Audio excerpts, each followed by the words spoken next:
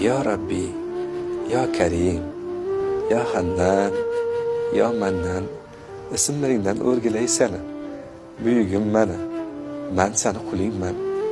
Duo qilyapman senga. Odamlarni qaragin, yoshi ulug' shu odamning duosi o'tadi deb umid bilan kelibdi-da.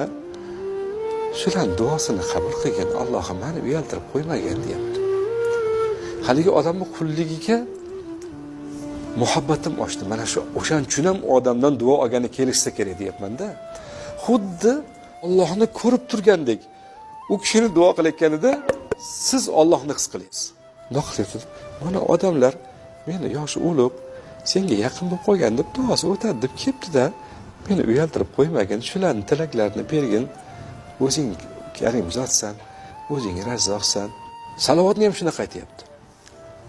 Men deydi, o'tirib oxirat kunida shafoatchim bo'lgan